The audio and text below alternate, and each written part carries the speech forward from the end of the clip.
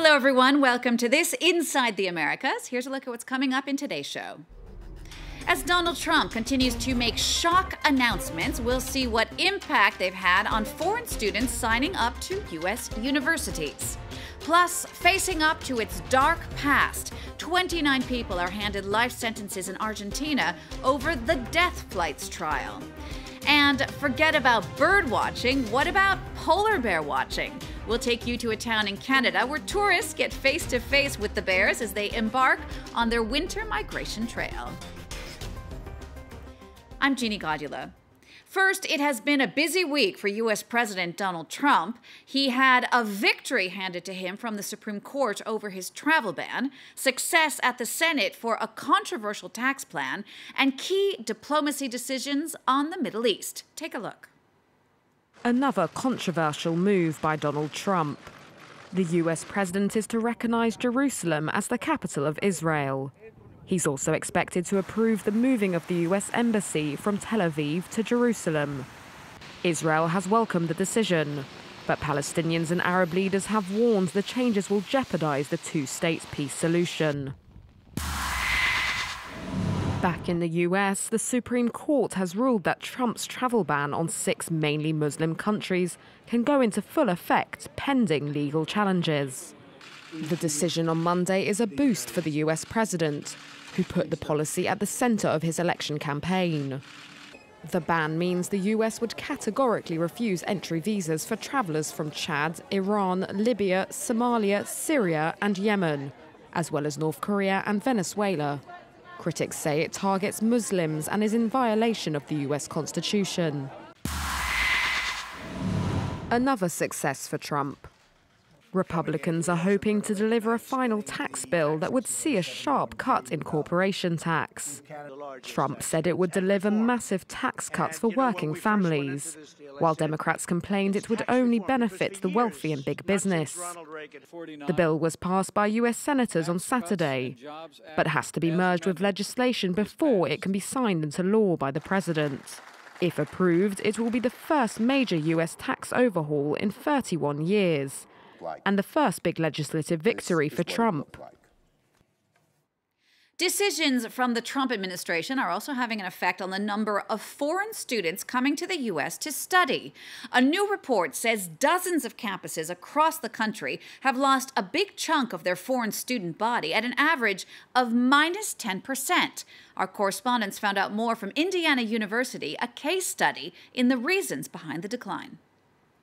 We want to ask that President Controversial federal policies could be hurting the ability of U.S. universities to attract foreigners.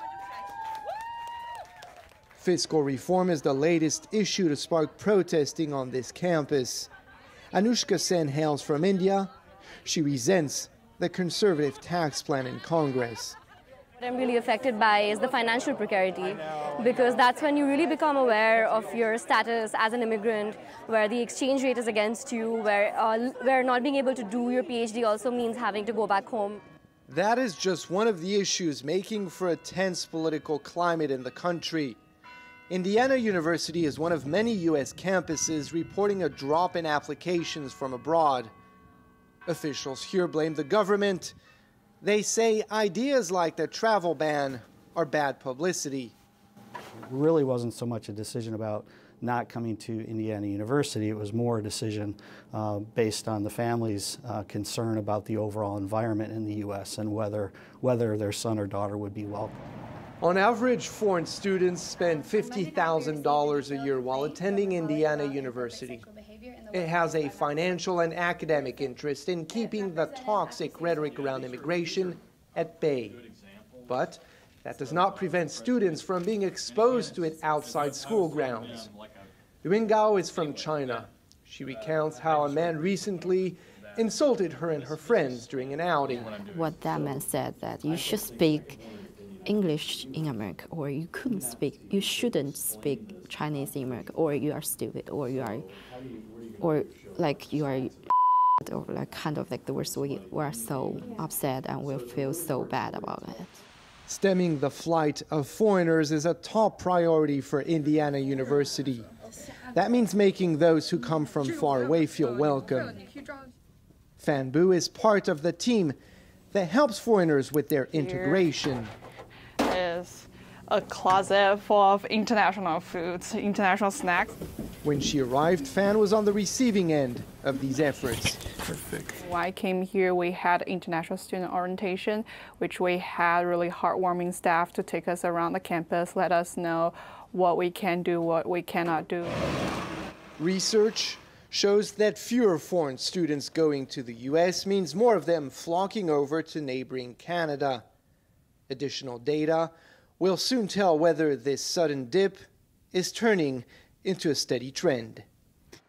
It's now time for our number of the week, 29. That's for the 29 people who were handed life sentences in Argentina. A court there sentenced the former military personnel for their involvement in crimes committed at a notorious torture center during the country's so-called dirty war.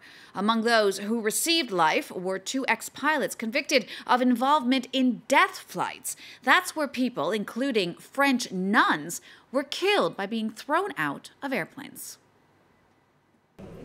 On the left, the former captain Jorge Acosta, nicknamed the Tiger.